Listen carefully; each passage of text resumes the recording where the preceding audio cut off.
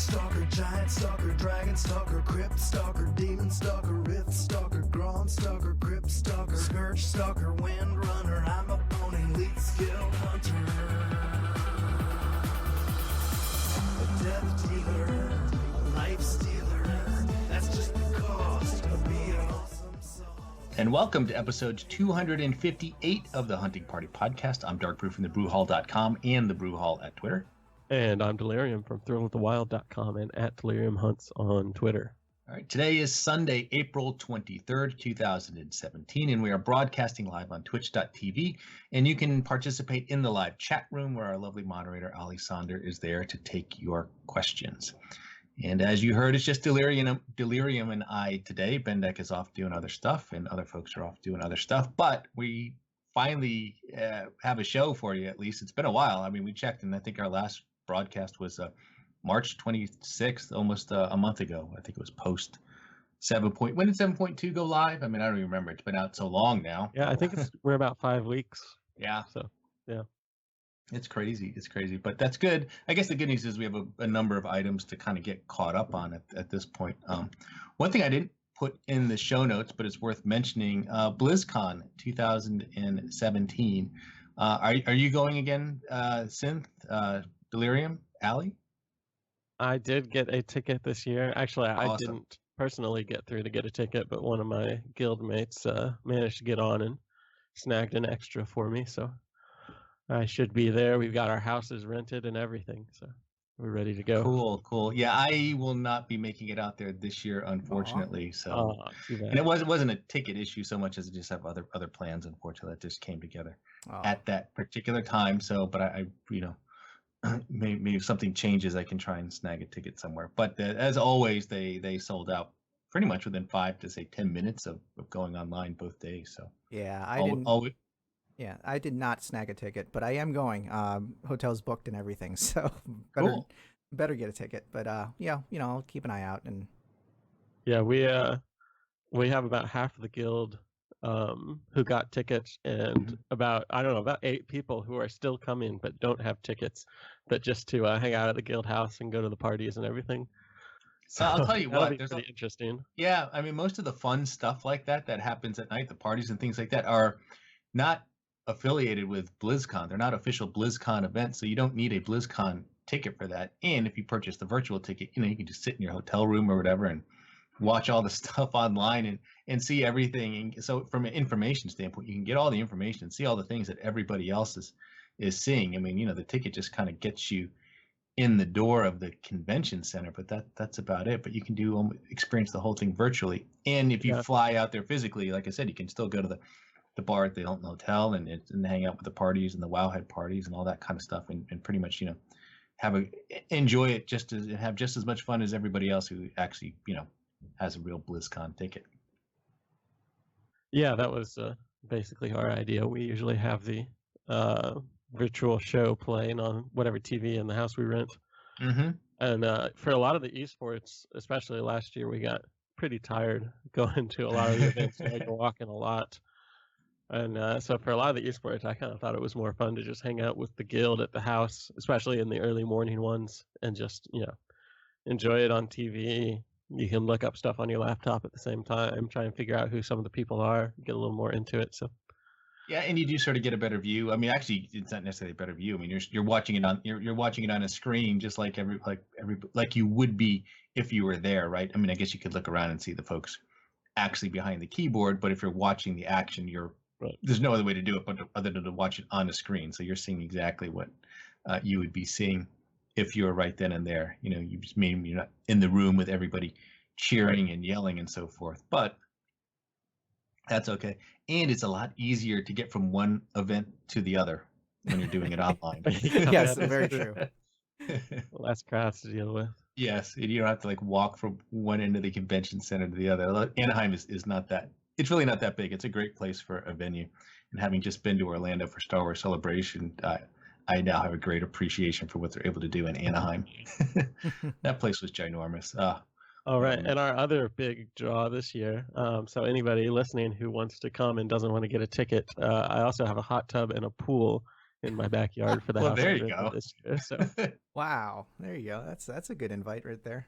Solar said he would come over late at night and be our lifeguard for us. So Oh, that's fine. Well, cool. So yeah, and I'm sure we'll have to wait and see if Foxy's going to go out there. I haven't heard if I assume she'd probably want to go out there, and hopefully she'll plan to do some of the WHU events and everything like they did before. But it sounds like maybe you've heard something more than I have. yeah, they did put up on the WHU Facebook page some links or some kind of spreadsheet that she started to see who's going and I guess what all they're going to plan this year. So the planning has started. I don't know what's happening exactly, but I'm sure Mo will be there. So. Yeah, awesome.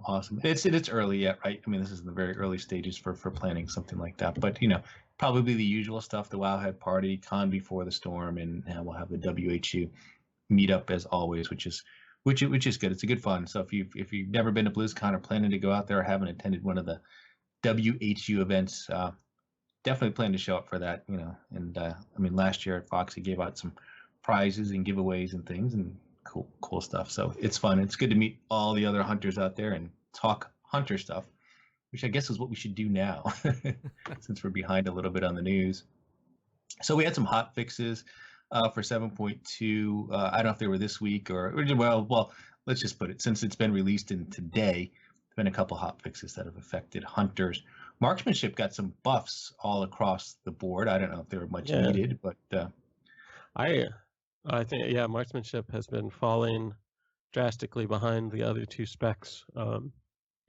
So yeah, I was happy to see a little bit of attention for it. I don't know how much difference 4% is going to make, but at least it's a little bit of love after the huge nerf to whatever the new 4/4 trait was, the vulnerable buff. So right, that's good to see a little bit of attention being paid to the class or the spec.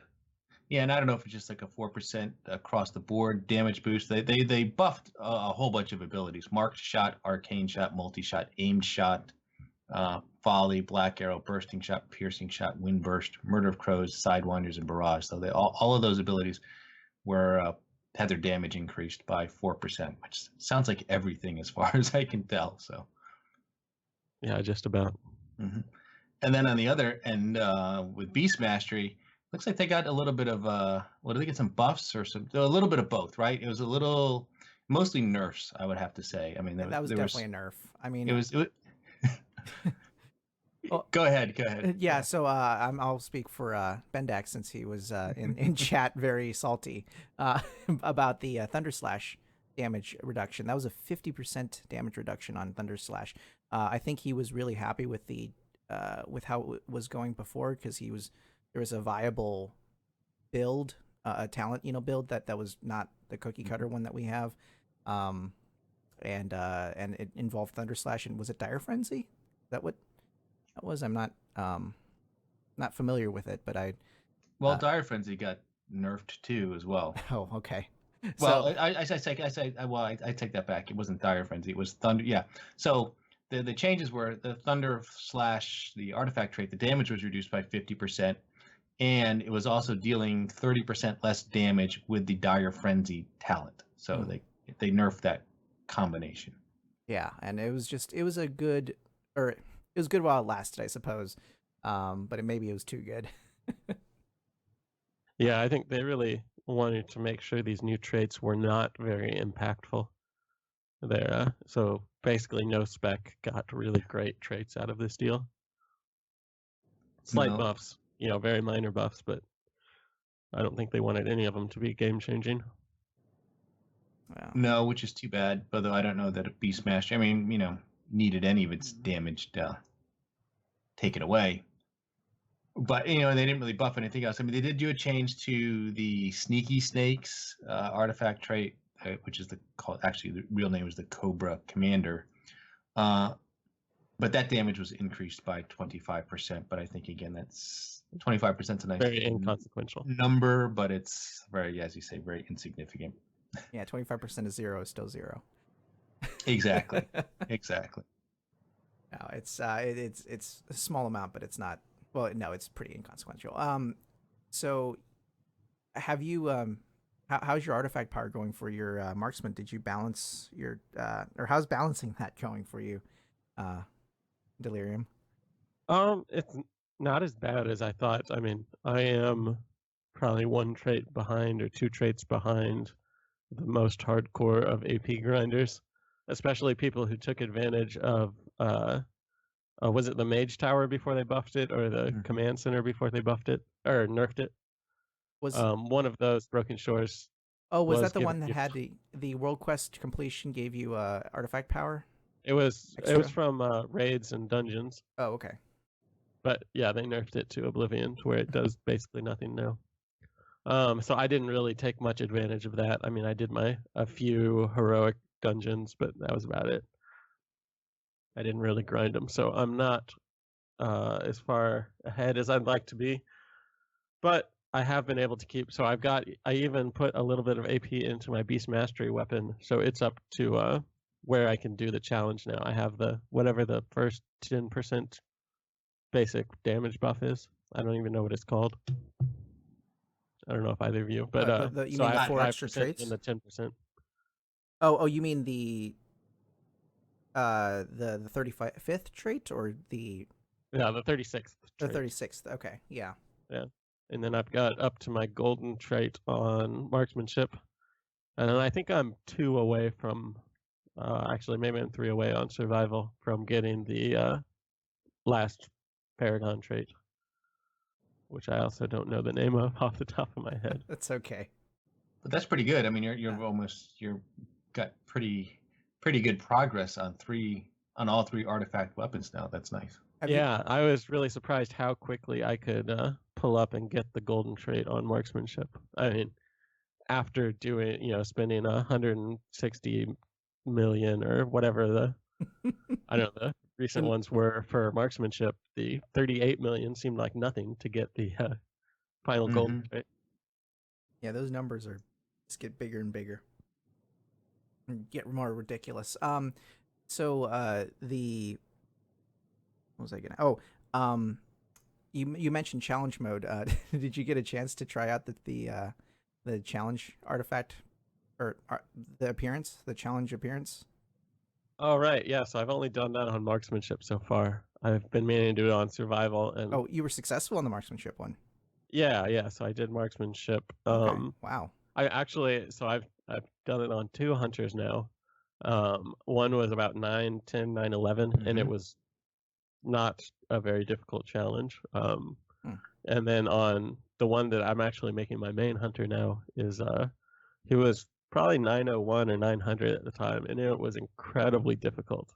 I think other people have had more luck, but I mean it took me at least like 45 pulls to get through it. And that was as marksmanship? Yeah, that was as marksmanship. So that wasn't the most fun. And I definitely needed, my drums of fury and flasks, and I was using the Suramar feasts, even though it was only feeding me once. Jeez.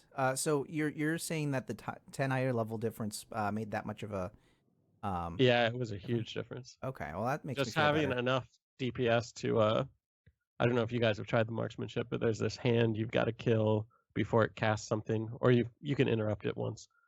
But basically, there's just a lot of really tight DPS checks, or you just have to be insanely good at mechanics, which maybe I'm just not good enough at paying attention to all the mechanics. I think it's a good time to practice, fixing your UI and making sure you've really got your UI so it's telling you everything you need to know and get all your weak auras up. Yeah. So. Well, what's involved in that particular challenge then? I mean, what are some of the things that you had to rely on other than hitting all of your DPS abilities in the right order? Right. So basically the challenge it's called thwarting the twins.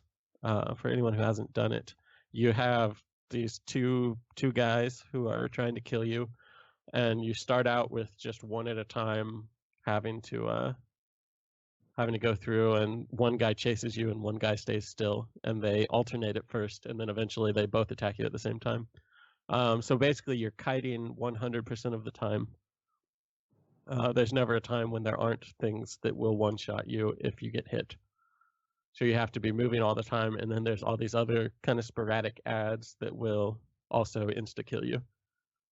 So it makes it interesting. I've heard like the BM challenge really benefited from having healing Yes. legendaries. Mm. That's There's what Bendick had point- said. Yes. There's no point in any healing because, at least especially at the lower eye levels, I was wondering. I didn't have Pride as when I did it, which I do now. Maybe I'll try it again. It might be with Pride as's You bubble madman. that you could survive some of the one-shot abilities, but I don't think so. Well, and the legs require you to be standing still anyway, so Mhm. it sounds Oh, like yeah. in the marksmanship encounter that Yeah, I mean, particularly useless. There are times where you stand still for a few seconds because you've got to cast your aim shots and such. But just, it's regular kiting. You stand still, shoot, and then move again. There's lots of opportunities to practice your trapping and, I don't know, various different utility abilities. So that was fun. Yeah, so I'm not quite at 900 yet, and I tried it on the BM, and that was exercise in frustration. Did you complete it or No. No? It was I got him down to maybe like 35-40%, but then I heard, or what I've watched of the videos is then the worm phase goes, and so maybe I guess I got him 60% of the way down, or sorry, 40% of the way down, and still had 60% to go. But the challenge on the BM one is definitely rotating your interrupts. It's every 10 or 15 seconds or so, or maybe even shorter than that.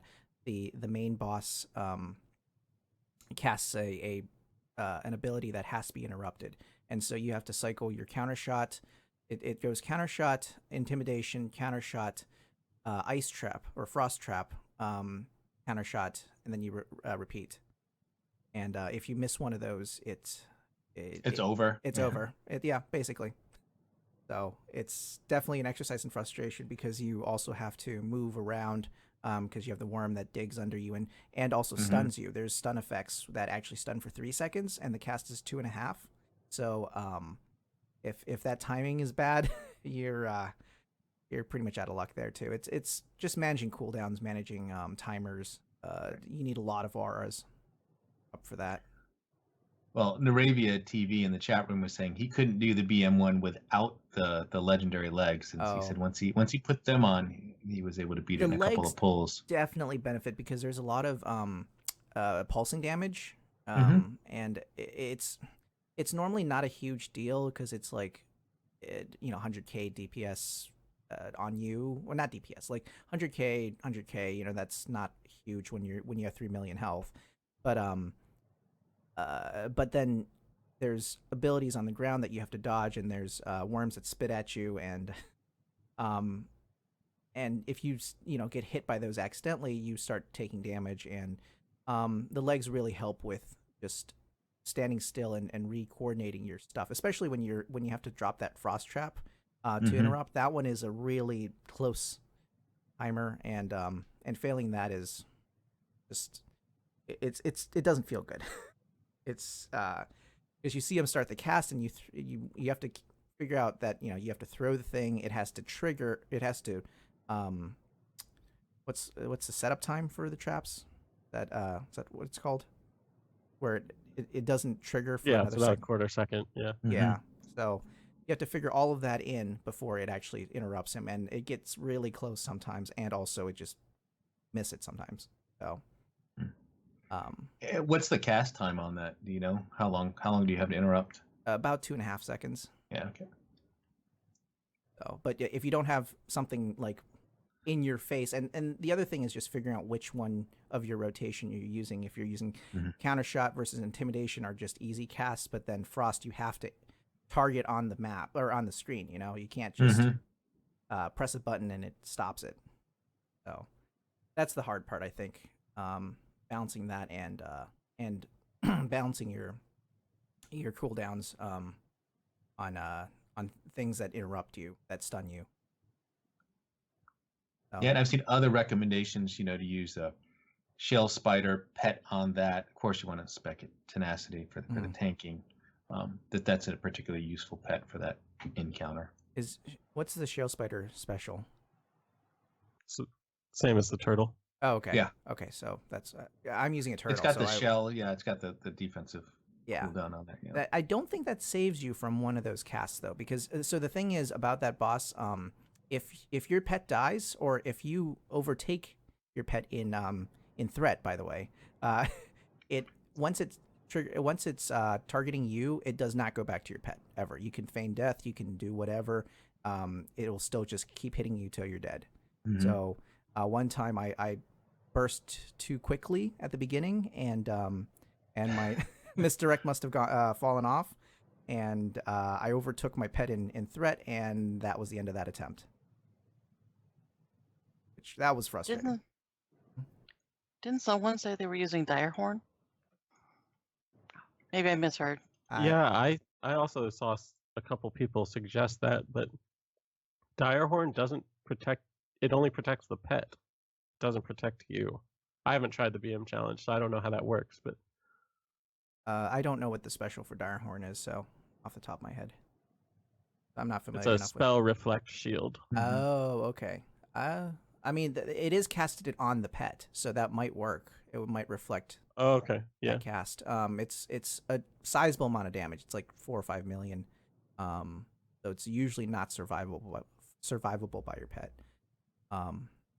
Although, does a spell reflect do 100% or like partial damage? I think reflect? it's 100%. Yeah, it blocks 100% of it. It just basically counteracts that spell. Oh, okay. So it doesn't reflect it back to the thing casting it, though. Oh no. Okay. Yeah, that's what I was going to check too to see. I don't think it does that. Like, I don't think it I'm- damages the attacker. Yeah, was it old school spell reflect from warriors that would damage the attacker? That maybe that's way too far back. But anyway, yeah, it's reflective armor plating is what it's called. It's got a 30-second cooldown. It's channeled. Then it deflects all spells cast in front of the Direhorn for 6 seconds. Okay, that could be usable. Now I don't know if you can hide behind the Direhorn and. Well, it's only targeted at your pet. Exactly. So I could definitely see that working out. I personally have not tried that. I do have Pride as, but I don't have Shadrasil's roots. Yes, those are the legs. Mm-hmm. And they do a bunch of healing if you stand still. Yeah, and Naravia mentioned that you should just jump off if your pet dies. Yes, do that. Otherwise, your repair bill will be insane. If he kills you, you get the 10%. If you jump off the ledge, it kills you, but it doesn't damage your. It doesn't increase your repair bill. So, just a little hint. Yeah, and I've heard others say that as well. That yeah, if you lose your pet, it's pretty much over.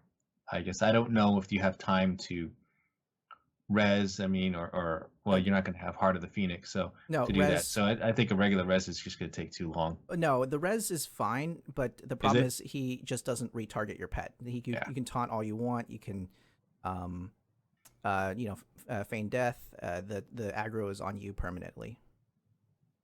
So there's no aggro table once your pet dies. Oh, that's weird. So Yeah, are all the specs that do that one challenge, are they all pet specs? Like warlocks or I think warlocks is that. I don't know. There was one weird one. It's Fell Totem. It's Fell Totem's Fall, which is it's Discipline Priests, Windwalker Monks, BM Hunters, and Destro Warlocks. Really, Destro. Okay. It's probably interrupts. I think those are testing your interrupt abilities. But yeah, I have not been successful, but I did hear Bendak was successful after 30-something pulls. Yeah, I want to say he did 33 and got it.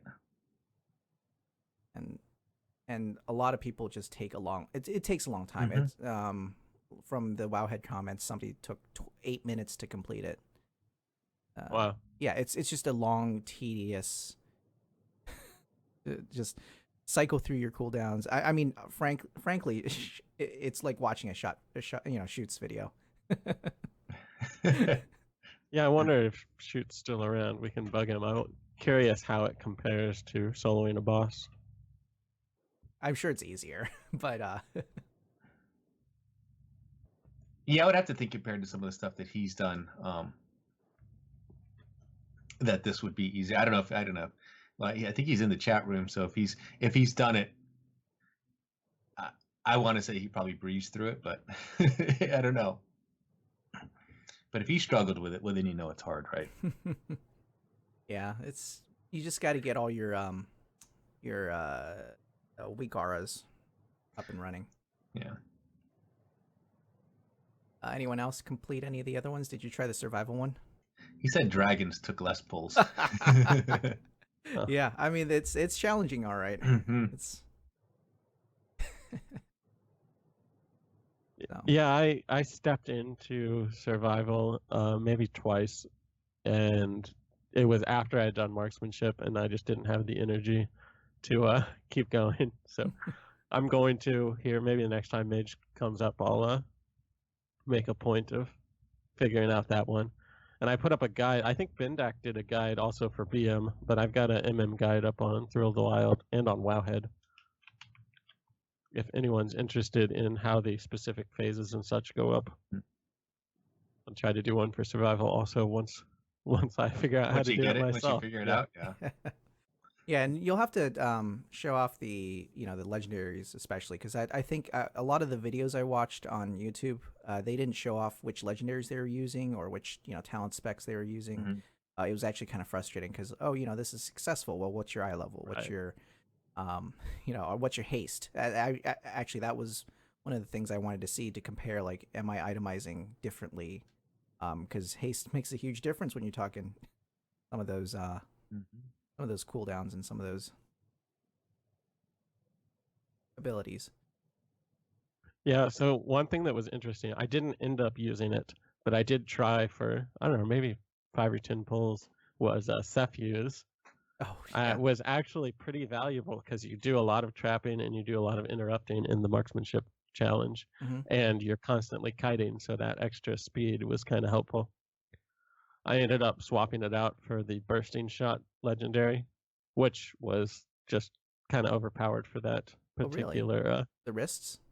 Yeah, the wrists that give you a 30-yard range, I think, on your bursting shot. Yeah, or bursting. So you can just stand. There's at some points there's 15 or 20 of these blobs chasing after you, and when you have that 800% damage increase and a knockback and stun on all of them, it was just too good to pass up. So I ended up using the boots for a quicker true shot, and then the bursting shot legendary wrist. I have the bursting shot legendary wrist. Maybe I should try it on Mark. Yeah, I just think that those wrists are fun. It's fun to knock back everything. It just feels cool. My tank does not like those wrists. Right, yeah. I imagine Melee would hate them, but when you're solo, they're fun. I should clarify. Yeah. The best is, I'm sure I've already said this on the podcast, but what's that gardener boss right now? Botanist? Yeah, botanist. If you use those wrists and you can knock back the ads into people, it's just so much fun. Is that the fulminators? The ones that blow up? Don't tell anybody I said that. Yeah. You're talking about the one with the plants. So when the plants spawn, you're knocking those into other players. No, I mean, I of course would never do anything like that. I'm just saying one could if they wanted to be a jerk. It doesn't matter. The hunters get blamed for everything that goes wrong. Oh, of course. On trash pulls and things like that. So yeah, they'll blame my barrage even though I don't have barrage on. Exactly. That's extra mob gets pulled. It's some hunter must have had barrage. It's like no one uses that anymore. Not exclusively. I hardly ever use it as beast mastery. I think I have murder crows on that. Mm-hmm. Yeah. Not volley. Interesting. I'm trying to beat the ret paladin in my group on single target. So. Oh, nice. Yeah. It's always a race. Well, yeah, I guess we'll have to go over survival sometimes. I guess that covers those two. So. I don't play it. You're the only one that plays it now, Delirium, and even you've kind of hung up your spear for a bit here, but made it third tier again. Yeah. What are you playing nowadays, Dark? Beast mastery, pretty much exclusively. I enjoy it. I like it, except for when they try and keep nerfing it and making changes. I guess we'll get into that in a little bit. We can talk about that now. Yeah. The wild call changes that are coming, they're not here yet, but in 7.2.5, which I believe is on the PTR, they are kind of changing the dynamic. I guess you could call it a nerf. I know Bendek's not really happy about it. He's complained about it a lot. So we'll get into that. But just one final thought on the artifact challenges. Of course, if you are struggling with those, I mean, I don't think they're going to scale with gear. So once the Tomb of Sargeras comes out and you start getting some of that raiding gear, boosting up your eye level, that'll probably make them a lot more accessible, a lot easier for other people to complete. Yeah, Blizz did say they tuned it around having tomb gear. So, Mhm. so if you can't beat them now, don't worry. It's not intended right now. What was that statistic? Only less than 1,000 people beat their challenge on their first try, like so far. Oh, I'm sure it's even less than that Yeah, on their that first was try. Yeah, it's no one beats it on the first try, and only like maybe 1% of people actually have it. So Yeah, there was on. I don't know if it was on the Blizzard Facebook page or something. They Yeah. put up a infographic about it that was pretty interesting. yeah, it made me feel better at least.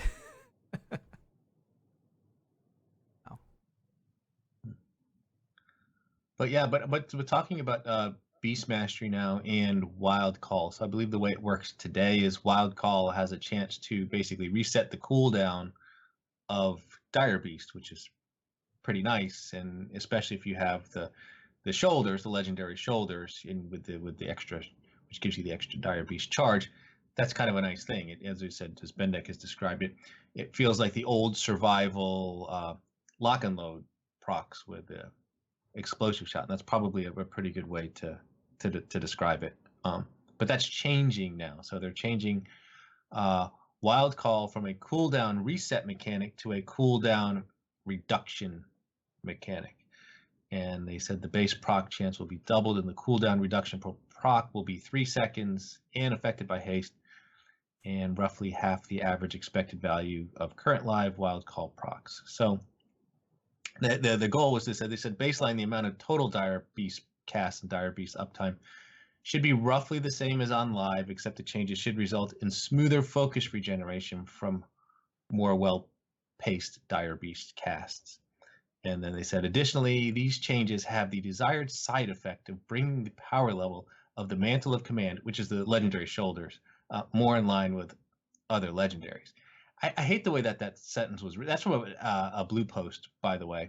I hate that last sentence because really, it's like they make it when they say that it has the desired side effect. It's almost like they didn't realize it was going to happen. You know what I mean? It's like, no, that was your plan all along, I believe, was to kind of nerf the utility of It's a those very shoulders. PR way to say it. Yeah. It's like, oh, by the way, it just happens coincidentally. No, that was really the intention.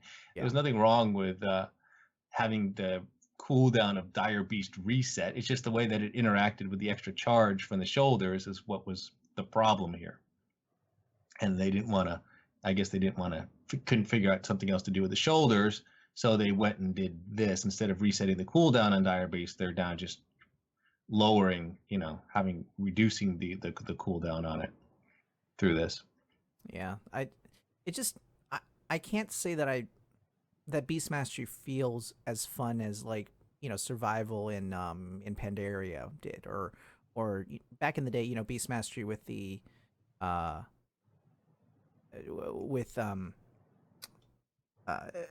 don't know. It just there's periods of time where you just have no buttons to press and you're just standing there going, okay, I'm waiting for this button to come off. Cool. That just doesn't feel good. I know what they're trying to do with these procs. They were trying to make it a little more random. Hit the gopher on the head when it pops up, sort of deal. But I don't think they were successful on this. There were too few buttons to press, for one thing, and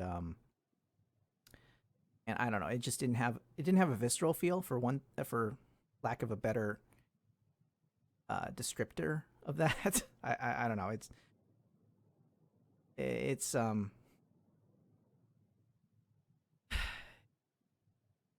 there's not really a good like descriptor for it because obviously it's a personal thing. Mhm. Your experience with it might be different than mine. But I I don't don't know. know.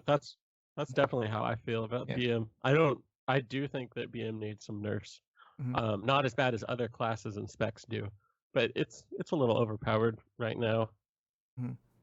Yeah. However, Well, with the it's not shoulders or without the shoulders? I mean, is that either way. I either think way? the shoulders. The good thing about the shoulders are they make the spec more fun, They do. and They right do. They now the do spec increase the. isn't fun. Mhm. So they need to address that. I mean, that's that's the problem with Beast Mastery is it's not fun. Yeah, it's not. It's just it's like I'm playing it because it's to me it's more fun than the vulnerability um game that we're playing with with marksmanship.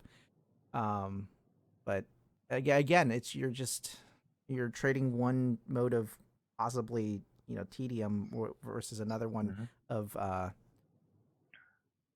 I don't know. It's yeah, they need to do something and they're not addressing the core problem right now. Do you guys base your enjoyment of a spec entirely based on the feel of your rotation and how much damage you're doing, or other things? I'd say it's 60 or 70% the feel of the rotation. And then, I mean, other things BM has going for it is pets are lots of fun. Exotic pets are lots of fun. And Yeah. even though it's purely cosmetic, that is definitely fun for me.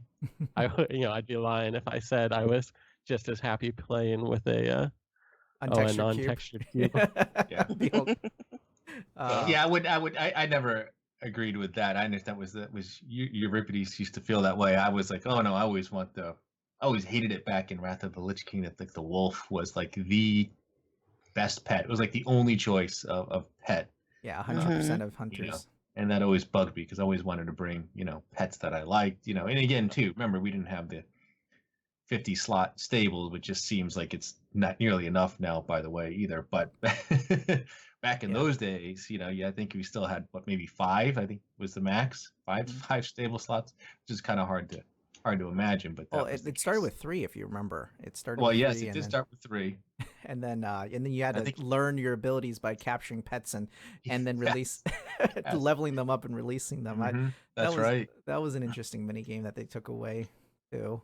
I mean, And yeah, carrying their favorite foods. yeah. I mean, yes, okay, fine. We didn't want to play Pokemon in WoW, which is why I don't do battle pets, but that's another thing entirely. Yeah, Well, so the back to reason your I question. Oh yeah, go ahead.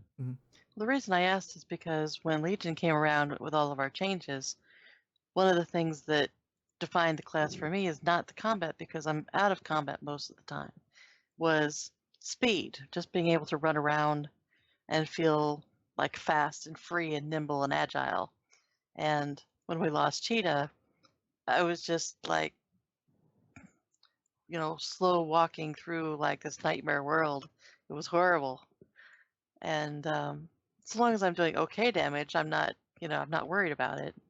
But it was just because I'm not in combat most of the time, Mhm. my enjoyment for it comes from things like my pets and speed, which is why I'm still like really unhappy. Well, Mhm. I actually took Trailblazer. I know everyone takes post haste at 45 for the disengage movement speed increase and the ability to clear your routes and stuff. But I actually agree with you there. The loss of Cheetah was really a mind or something to like. It was quality of life as Yeah, opposed to, you know, like raid quality or something. exactly. So Trailblazer has at least made it more bearable in my mind because I just naturally run at 130% speed now. So and it does follow the cheetah thing where if you get hit it's instead of getting dazed it just disappears. But Mhm. was cheetah 60% in the past or was that 30% as well? No, 30. Oh, it's 30. 30. So Yeah, I think it was always 30. so if you really want to hold at least get cheetah back, Trailblazer is a good option. I don't know if you've experimented with that, but You could also just play marksmanship. oh, that's true with your 5 stacks Yeah, of your I'm artifact. at 25% almost all the time, Mhm. which is If you also add on Cepheus, then you're at 27%. That's basically like cheetah permanently Mm-hmm. out in And the it's a world, at least. bow. That's important. And it's a bow. Yeah. Don't tell Frostheim, but we're just kind of ragging on Frostheim's ideals here today. We want actual pets and we want bows. What has Hey, happened to Frost the Time's world? welcome to come back on and rebut us at any time. That's right, exactly. The door is open. Mm-hmm. But yeah, I mean, but to answer your question too, I mean, I know I spend so much time in combat that yeah, I mean, the rotation for me matters. I mean, that's a big part of the enjoyment. Not necessarily when I'm out doing world quests, though. I mean, obviously, things just die right away, so it doesn't matter as much there. But certainly in dungeons and raids and things where I spend a lot of time, yeah, that's a big part of the enjoyment of a spec and of the class itself. Yeah, it's Yeah, you are right that when you hit that pause in your rotation, you're sitting there hammering a key waiting for something to happen. That's not really very fun either. that doesn't feel good. In the past, we had Cobra Shot to fill like a filler shot. We had a filler shot. Where's our filler shot? I think that's what it is. We were always casting something, whether it be Cobra Shot, whether it be aim shot. Although I hope you're not hard casting aim shots all that much. But in the past we would always have a filler shot, and I think losing that filler shot is actually a bit of a mental like a loss of a piece of mental enjoyment, essentially. Yeah, I'd be really curious to see how a lot of the traditional hunters, if they could really get into the playing survival. And I have to admit, I still hate being in melee. I hate the melee play style, but the rotation is just so action packed compared to marksmanship or BM. Mm-hmm. I'd be surprised if more people didn't like it if they could get past the having to play melee. Yeah. I've been raiding on my rogue, and it's very different being up there at the boss's ankles.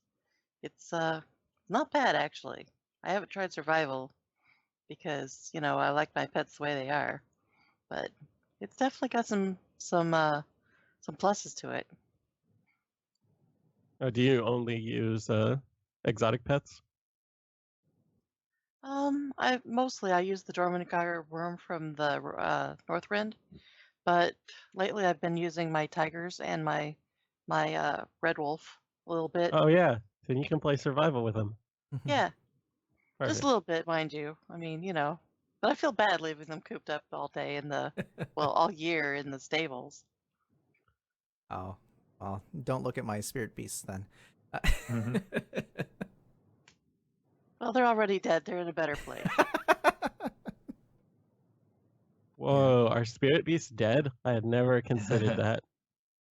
I guess that's what spirits are, huh? Yeah.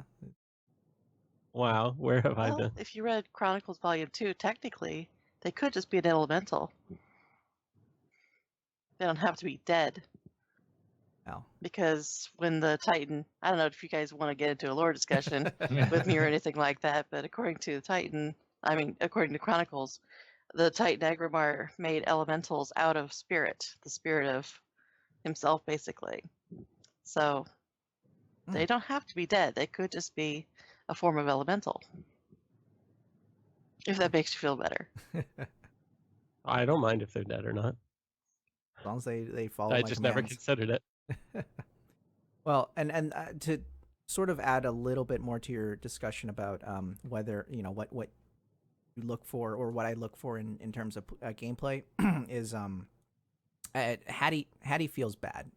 He comes back to me while everything is going on, and when that happens, I'm like, what are you doing? Or even the travel time sometimes just feels bad. It's your commands are doing damage, and you can see the numbers coming up, but it's not coming from you either. It's like sometimes there's a little bit of a lag. It's not. It's hard to describe. It's just things don't feel like they're you affecting the situation directly. You know what I mean? Like Hattie is automatic. You can't even control him, frankly. And your pet, though he's pretty good nowadays, still has some weird things that happen, especially with move to and stay. Sometimes he'll lose lose sight of what you were attacking, and then sometimes the assist is weird as well. So that also just detracts from the enjoyment of the game. It does feel wrong on a roleplay perspective when my pet is dead and Hattie's romping back to me like he's supposed to be the Titan lightning kitty of special power, artifact power. So why is my pet dead? Here you are. Mm. Yeah, and then the dire beasts just show up, do the thing, and disappear. There's no. It doesn't feel like you're affecting the battle much. You personally. I mean, yeah, you're hitting kill command, and you're seeing them do that weird thing, where it could even be from range. But anyway. So, Yeah. speaking of, sorry, I'm going to interrupt. Yeah, no, just go 'cause for I it, thought of please. this. Speaking of pets doing things without their masters, did I see correctly that BM got a huge nerf in PvP? I can't remember what the ability was called, but they used to have this ability where they did 50% more damage. Yes, I if the believe so. master Oh, do anything. I didn't put it in the notes. Because we hardly ever talk about PvP. Was that but separation yes. anxiety? Yes, Yes, separation that's it. anxiety. Yeah, I heard about that. It's so annoying in casual PvP. Like you'll be in an RBG and there will be no hunter within 60 yards of you, 70 yards of you, and you'll just be dying to these pets that are just on autopilot. Oh. Okay. No, That was it. no, I mean, Stupid pets. it makes sense that they're still balancing this stuff, but I don't know. It just that there's me on my pedestal right there, my soapbox rant. So I apologize for going off a little bit on that, but here you go. We did have some other pet news, right? We got did, the yes. pets I think to, we're done with the wild call stuff. Other than I just want to say the one with the just to finish up on the wild call, they are also changing it. So if you take the one with the pack talent, will increase the chance to the proc chance on wild call will be doubled. Basically, if you have the talent, the wild call will have 100% chance to proc and reduce the cooldown of Dire Beast by 3 seconds. So helps a little bit, but still not the same as it is now today. So that was it. But yes, you were talking about new. Yes, this is a great 7.2 was just awesome in terms of brand new pets. And what was amazing is a lot of these things went undiscovered on the PTR. People didn't figure them out until after they went live in 7.2. And it's not when we I guess talk about where they are and how you go about getting them. It's not at all surprising. It's always like more surprising that someone actually did figure this out eventually than that they didn't. And I guess there must be people just wandering around hovering over like every little object in the game, looking for something to click on and finding it. But let's talk about Fenrir first. Of course, he's the boss from TOV. Or is it HOV, TOV, whatever? HOV, Halls of Valor. HOV, Halls of Valor. Which he's one of the bosses there. And he is now tameable as of patch 7.2. However, you just can't go in there and walk up and tame him. You got to do a little bit of work here. And what was interesting is I believe you can only get him on Mythic, and you have to do it by yourself. This is like a sort of a hidden solo challenge that they implemented into the game. I don't know if any has tried it yet. I haven't had a chance to go try and get him yet, but I know Bendek has gotten all of these pets, which is pretty impressive. But yeah, I haven't gone yet either, but I am definitely planning on it because I think Fenrir looks awesome. I mean, it was bugged initially, right? So, I mean, basically what happened was people were going in there, you clear Mythic, and you couldn't tame it while you're doing the dungeon, by the way. It should be clear. Like, in other words, so what was happening, people would clear Mythic, and then for whatever reason, someone decided to go back in, and when they went back in, he would be up. There would be a tameable version of him there for you to get. Yeah, which is just crazy. Yeah, so Mythics have a soft reset after 30 minutes. Things start doing a soft reset, and that was the bug. they quickly hotfix that out. So Mhm. now it's back to the only way to get him is through the intended method of, well, not the only, well, as far as we know, the only way to get him is through the intended method of soloing Heimdall and then Fenrir. Correct. Hmm. And I And you believe, can just camo through all the trash, right? Yes, Bendek has talked. He wrote about that. He wrote a nice blog post, and let's just see some of the things that he had talked about on his site. Yeah, he said you can skip all the trash, simply run past it and feign death. For the long hallway between Heimdall and Fenrir, you can also use an invisibility potion. And then he suggested focusing on pet damage mitigation, using turtle pet for the shell shield or inspect tenacity aspect of the beast, misdirect on the cooldown, healing legendaries. Sounds a lot like the artifact challenge, which is true. Huh. yeah, I But assume he did it as BM. yeah, and I think you Yes, do not have to be BM because I think it's just a normal wolf. If I'm Right. that is correct. He is a wolf. He's not an exotic pet, so any hunter can get him, which is kind of cool. He said Heimdall was just a simple tank and spank and keep your pet alive. And then Fenrir he said was tough without any healing legendaries. And again, we're talking about, mythic difficulty, soloing it. So yeah, you also have to just match it on DPS too. So I would expect Mhm. probably like 500k. You'd need 500k in order to not die. Right. Oh, which is And again, keep in mind too, as gear improves and as the Tumus Argeris, when that comes out, he'll eventually become much easier to get. But nice sort of hidden solo challenge for the hunters out there. And but just not surprising that, as I said, more surprising that someone actually did figure this out than the fact that it went unnoticed for such a long period of time. yeah, they've really learned about what's mineable, and Mm-hmm. and they're really working around the whole data mining game. Pretty impressive. I mean, Which yeah, you remember what was the pet in Draenor, the wolf, the bell wolf? That was the Right. yes, yeah, was it? With Pel, Rengari, Anara. well, there was her. There was the purple one, and I've forgotten the name. As well. I can't believe I forgot the name of this pet, but I'm gonna go look it up Started right with now. a G, right? Yeah. It did. Gara. Gara. Thank That's you. it. Gara. Yeah, there you go. I did not have to look that up. it came to me. Yeah. Yeah, Gara. Yeah, so that was figured out primarily through data mining, right? People were data mining quest items and just were sort of making some assumptions as to. But what was amazing about that one is, I mean, people figured out a lot through data mining, and then it was just the very last piece that took a while for people to figure out as to where to go to actually tame Gara. And that was probably, as far as items in game, talk about being hidden in plain sight. Right. that tree in Shadowmoon Valley just kind of stands out as something cool and interesting that you might want to go and look at and investigate. And yet it took a lot of people. I don't know if y'all were on the out. beta at that point, but when Muffinus tweeted that out, there were, I mean, gosh, there must have been 50 or 60 hunters on the beta all of a sudden, all looking around, just flying around, killing things, looking for anything that could be a clue. Yeah, it was a lot of fun. Yeah, Bendik and I spent a couple hours one night with this. I forget, one of the items was this lantern, and trying to figure out what the heck are we supposed to do with this. didn't quite yield any fruit there, but yeah, that was fun. I wish they would do more of that kind of stuff in live, like not tell us, which they didn't do here, right? They didn't tell us about these pets on the PTR, which is nice, and then tweet out clues and things like that, so then we could go figure it out, as a community on the live game rather than just a few people that happen to get into a beta.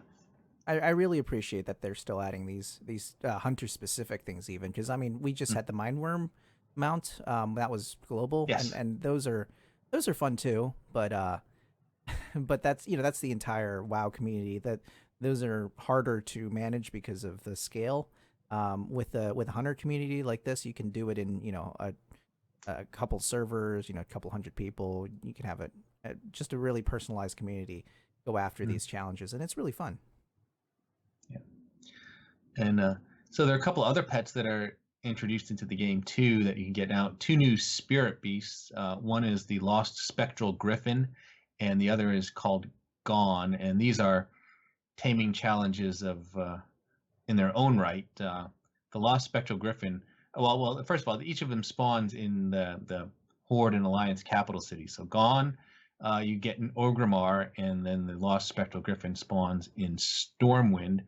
And what you do is, if you go to Stormwind, for example, near the Griffin mount vendor there in the flight area, there will be a feather, and you click on the feather, and it spawns the Griffin, and then you just go and tame it. If only it were that easy. But of course, it's a very public, very crowded area. The feather, we don't know the exact timing yet on how long it takes to respawn once it's there, but it's probably on a fairly lengthy spawn timer, anywhere from 30 minutes to 6 hours, something along those lines. I don't know that anyone knows for sure what the timing on it is yet, but the feather apparently can only be seen by level 110 BM hunters. Oh, okay. But everyone can see the spawn once it's up, and it can be killed, and people can steal it. And I don't know what level it is, but I think I don't think you have to be 110 to tame it either.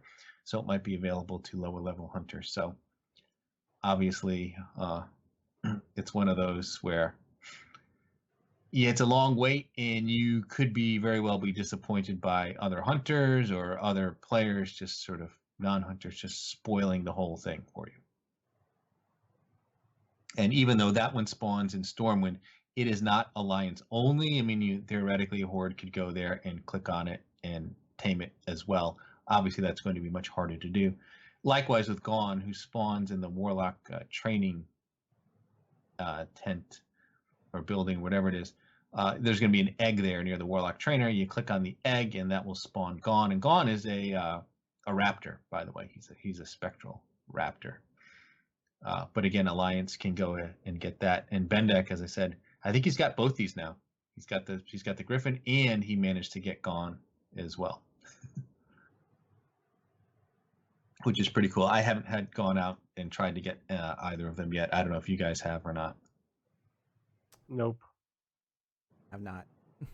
Yeah, and BM Jaeger is saying, really wish things like that would teleport you to an instance so your tame can't be stolen. Yeah, I think that would be nice, or just make it immune to being killed. It'd be nice if it was just sort of tagged to you and no one could touch it.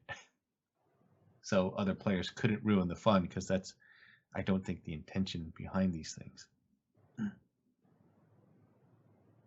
But, I understand the PvP aspect of it. If they want to make you attackable, which you are, that's one thing, right? But it's another thing to be able to kill the spawn at that point.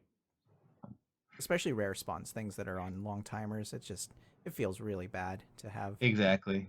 Now you can, instance hop, realm hop, I guess, but that's a little bit harder to do these days. That might be something to try, to find a place that isn't being camped or a little less crowded, but harder to do these days. But very cool nonetheless. And then I guess the final bit of pet news: Feathermanes. We've known that the Feathermanes are coming. But I think it's going to be a while before we can actually go out and tame those.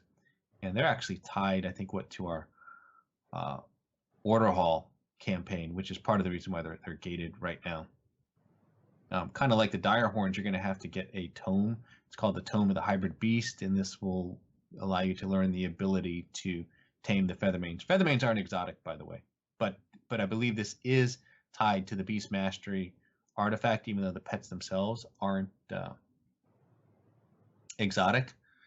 So I think you'll get the tome after you unlock all of the artifact traits on the Beast Mastery artifact, and then you have to complete your Hunter Order Hall campaign for 7.2, which I believe takes us into June. According to Petopia, this will be fully unlocked around the 14th of June. The tome, however, is bind on account, so you can be passed to Hunter alts that are level 110 but haven't otherwise met the criteria. So basically, you're going to need a Beast Mastery Hunter to get things started, but then you'll be able to tame these things on other hunters as well. And then there's a whole slew of Feathermane pets, things like the Owl Beasts and other things like that you'll be able to go ahead and tame. You don't have any room for any of these pets, but they're there for you to tame. Yeah, I'm really going to have to do some cleanup on my stables here to get some of these. Yeah, you're gonna have to be a very distinctive spirit beast to stay in the stay in the stable nowadays. It's a little bit of a culling there. Yeah, exactly. Oh, boy. Exactly. But it's nice to see them putting like, again, these are hunter only things that are in the game right now, which is really, really kind of a nice thing to do. There were some other things that I think it got nerfed.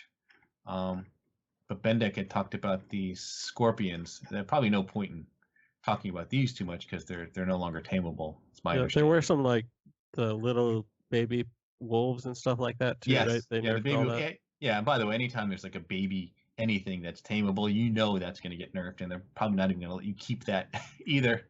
They don't want that. But the Ember Spit Scorpions, apparently these are found in a shaman only version of the Firelands,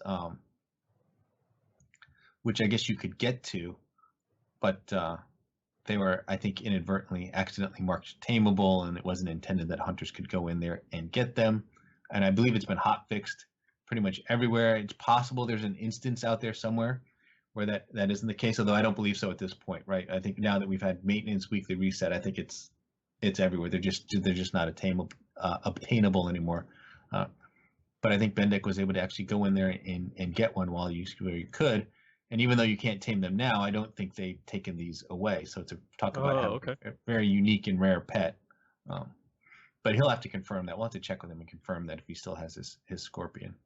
Yeah, because I know they hotfixed the baby wolves Yes. out. And I believe they just took those away entirely, but I don't know. Yeah, this is what he said. He said Blizzard transformed all the tamed puppies into regular wolves. They were very cute, though. Yes. But I don't know if they did anything to the scorpions. But again, it was there for a short while. So that's really all the news we've got, unless anyone else has anything they wanted to bring up or mention. But I think that was all of the pet news this week. Some cool pets. And have you guys unlocked flying yet? I'm still working on the route. Yeah. I'm a little bit behind, but I have not gotten flying yet. Finally. I finally did it too. Yeah, it was like 2-3 days ago, I think. I finally got it. Yeah, same. I can't believe how much better the game is with flying. Oh my gosh. It is Like so things much that were better. just tedious that I just didn't want to do. Now I can, knock it out in 15 minutes. Okay. Well, it's easier to find places too, I would imagine, right? Because even when you use coordinates and things, everything is like up or down. It's sometimes in a cave. Right. It's really hard to figure out where some of these things are, or there's a big wall. You know what I mean? You're on the wrong side of the wall. Yeah, and have to go all the way around to get to some place. It's annoying. My falling death counter should stop increasing now. And then there's, I found something that was in a cave. It's like a boss. And he could have been in 3 different levels of location in the same place. And without flying, I would have just been going around and around, like up here and over there. And I would have wasted like 20 minutes trying to find the right place. And it was like, just get on and down and boom, and you're in. And it was just... It's a sigh of relief, yes. How did we survive without it? Yeah. Yeah, I mean, you do reach a point where you say, you know what, I get it. Now just let me fly and get to where I need to go. Yeah, and those Kirin Tor world quests are a lot easier with flying. If they'd put flying on the black market auction house, that would have been like a sold huge gold sink for them. Yeah, sold out 100% of the time. No, Yeah. So yeah, I thought they would hotfix this, but apparently it's still in place where, the ones where you have to hit one to fly forward and go through the purple orbs and avoid the yellow ones. Yeah. If you start that on your mount, you can go through the entire thing on your mount. Oh no. Yeah. So pretty much all of the Kirin Tor ones are just meaningless now. Yeah, it's so exactly. quick, just easy There points. was one that was bugged, though, of the writing thing. Because I did one and it worked, and then I did another one in the same... You have to start the world quest on your mount. So enter the area even. I did, but it was bugged because as soon as you stepped off the ledge, I think it was Azuna, it just spawned. Okay, no, that one But they was fixed because that. it was because it was a double world quest in that area, and I think it was normally you go through a very narrow passage on your on that particular flying one, and because you're on your flying mount, you're just all over the place, and and I think it was because it was a double world quest. It had the sailors south of there that you had to kill, the 3, 4. Yeah. Yeah, I know the exact one. That one did bug Okay. out for me. Once I finished that other world quest, it worked. Yes. Flying one worked. So also worth noting, if anybody, I don't know if the other professions have a quest like this, but leather workers had a quest for to The make a saddle. mount, Yeah. and you had to follow around this elder horn. Yes. And you can do that on a flying mount now. Oh really? Oh my god. And you just, it's so incredibly easy. You don't need a healer. You don't die or Oh my need any God. potions or anything. That You just one. fly around. That one I did on my hunter. Like on 7.0 I think, or 7.1, Uh-huh. and oh my god, that was 45 minutes of my life. It was 45 minutes, about 25 deaths, and then I had to call in my shaman friend to come heal me once we got to the waterfall area. Oh, I'm so happy that one's gonna be flyable. Oh, because I did finish it, but he wanted to do it on his leather worker, Uh-huh. and I was like, okay, I'll find my hunter or find my healer somewhere, and well, now he has flying too, so he'll just be able to run through that easily. Okay, that's good to know. Flying works in Suramar, which I was kind of, because Blizzard seems to hate us, so I wasn't sure it would, but it does. So you can just do world quests on your alts that, like brand new 110s. Oh yeah. Just run them around, especially invasions, because Oh, it's yeah. so easy. You get an invasion group, knock something out, travel to the next one, knock something out. It was so amazing. Yeah, now that we're in the artifact power farming phase, Right. we need some improvements on our quality of life. Yeah. So one thing I did check that didn't work, unfortunately, is I have a level 100 druid that I've been meaning to. I usually level her after flying's released because there's no point to play druid unless there's flying for that instant travel form. But so I just on a whim was like, I noticed that the Dauntless tokens don't say anything about a level. So I was thinking, oh, could I get all 850 gear at level 100 and then just super quick run through destroying everything while leveling to 110? But unfortunately, they won't let you open the treasures in the Broken Shores. Oh, You you have to can be on. get Oh, you can get Dauntless off of bosses though, and you can fight those. So you just have to have either be a really strong 100 or have somebody else do it while you're just tagging it. Yeah, you just get in one of those world groups. There's always one around, and with 20 other people hacking away at it, Right. and just try not to Interesting. die. Maybe I'll just look for some that are already being hit, and then I'll just hit them with a moonbeam Yeah. or something. See I what mean, I happens. didn't get a lot of Dauntless gear, but I've gotten maybe 2 or 3 pieces from various invasion bosses. Though, of course, now that my leather workers all leveled up, I can just make a legendary piece for all of my alts. So between flying and having a legendary on each alt that gives you that super speed burst, I think it's leveling is going to be much, much quicker. Yep, definitely. It's been a lot faster for me, I'll tell you. Suramar has been fantastic with flying, although Falinar is still a death trap of pain and suffering. Yeah, so mhm. That aside. Feign death, get out of combat, and get up on a mount. No. Falinar's the spider Oh, area. yeah, that sucks. Yeah. Still not fun. My mage has one of those auto-complete a world quest thing a day. I always use the token on that thing, because Oh. that's so bad. All right. Yeah, Which is we handy, sure- by the way. I really think that we should get something like that as hunters. Yes. It's very nice. All right, shall we call it a day? Yep. I'd say on that note, I think that's it for today. Pretty good. We should hopefully we'll be back in 2 weeks with a full house. We'll get Bendak back. But on that note, you have been listening to episode 258 of the Hunting Party podcast. I'm Darkbrew from thebrewhall.com and the Brew Hall on Twitter. I'm Delirium from thrillthewild.com and at Delirium Hunts on Twitter. All right. Check us out on iTunes, YouTube, Stitcher, or add our RSS feed to your reader. And all these links are available in our show notes. If you have a question or a topic you would like us to discuss on the show, email us at huntingpartypodcast@gmail.com or send us a tweet at huntingpartypod. All right, stay thirsty, my friends, and remember to drink your Darkbrew lager. Siempre prestar la emoción de lo salvaje. Dark Lady, watch over you. And Anduin, too. Oh. Oh, Since Brando. why don't we ever have an outro for you? I don't know. It's, You need something to shout at the end. Yeah. I don't know. We're waiting, Synth. Go for it. I got nothing. I didn't even think about it. Something about technical problems. Always remember to press record. I don't know. That's it.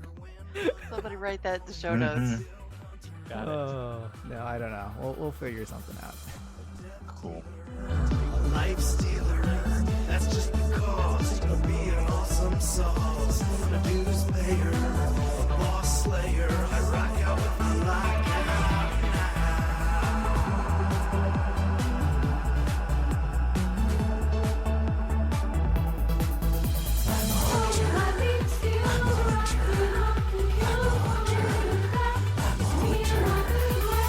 Viper to cheetah to dragon hawk.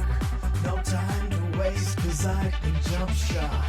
BM, MM, and SV. I can rock out any tree.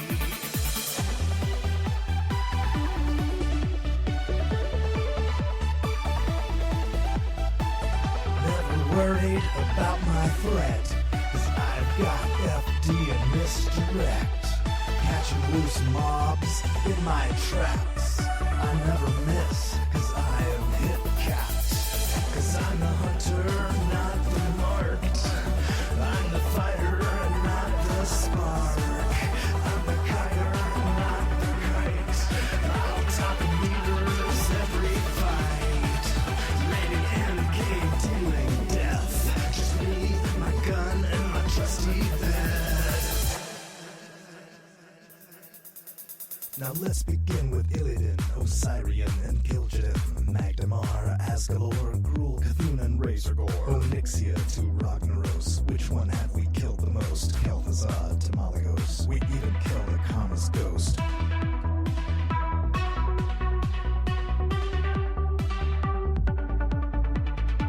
Feels like we're getting close, all that running as a ghost.